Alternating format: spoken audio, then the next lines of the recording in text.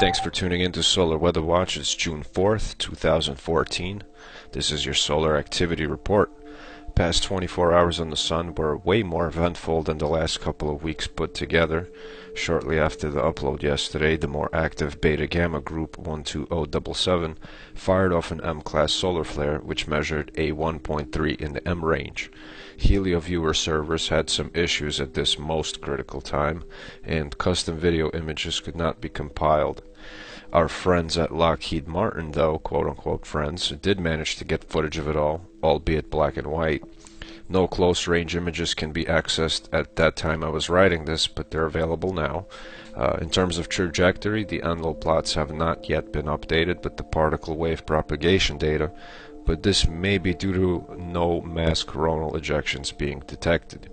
I have a feeling that at some point Lockheed Martin, which is a US military contractor, is going to start blocking access to solar data so we can't get it.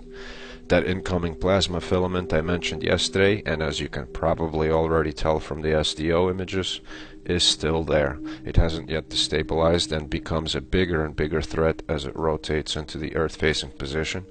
What you can tell from Enlil, however, is that this filament resides in a negative polarity area, which is the red. If you look close in the center and out to the outer ring of the Enlil spiral, you'll see the contours are either blue or red, and this denotes magnetic polarity.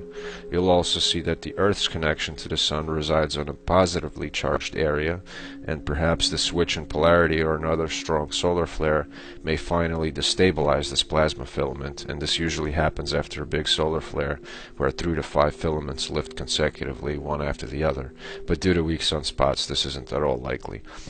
Coronal holes are still a non-issue really. The incomer on the South Pole is currently being blocked by the Sun's magnetic field, but it is reaching mighty high up to the solar equator, but low to medium power only. The Enlil also shows that we have a weak coronal hole stream now. We're exiting one. And if you look at the NOAA solar wind plots, it's hard to see any shock wave at all from this coronal hole because the solar wind speed is so slow. The solar wind took a slow rise, but the density didn't really respond with it. The Earth didn't respond either. Only 3 quakes above magnitude 5.0 today. That's good for the planet's residents, I guess. Another thing that was good for the residents, at least in my area, was another humid day without a single contrail. Severe storms did form, partly charged by the M-class solar flare earlier today, and a weak coronal hole stream solar wind increase. Astronomers have discovered a rocky planet that weighs 17 times as much as the Earth and is more than twice as large in size. This discovery has planet formation theories challenged to explain how such a world could have formed, but I'm sure Wallace Thornhill or Dave Talbot will have an explanation for that. Maybe it was captured. Kepler 10c, as it has been named, had previously measured the size of 2.3 times larger than the Earth, but its mass was not known until now. The team used HARP's North instrument of the Telescopio Nazionale Galileo in the Canary Islands to conduct the follow-up observations to obtain a mass measurement of this newly found planet. Kepler 10c orbits a sun-like star every 45 days, and the NASA graphic that's out kind of shows some beta gamma spots on that sun. I know it's kind of BS, but whatever. Making it too hot to sustain life as we know it.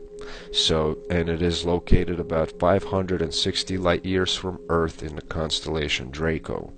Now checking the geomagnetic conditions here at Earth. Looking at solar wind plot, we see the current solar wind readings are about 345 kilometers per second and dropping at the moment, and we are exiting that weak coronal hole particle stream. The proton density component of the solar wind is coming in at an elevated 6.2 protons per cubic centimeter, and that's where it was for most of the day today, except for a couple of small density shocks this morning. The Earth's magnetic field, even though 40% weaker than normal, is handling everything just fine for now. Again, morning obviously seeing the bigger fluctuations with the vertical B field vector, which is the purple line on the graph, dipping south to the negative 8 nanotesla range and staying above zero for most of the day until the end of day of June 3rd UTC time. The more recent BZ dips went no lower than -6 nanotesla tonight, a non-event really, and our planet's magnetic connection to the Sun resides on the southern part of the outgoing limb.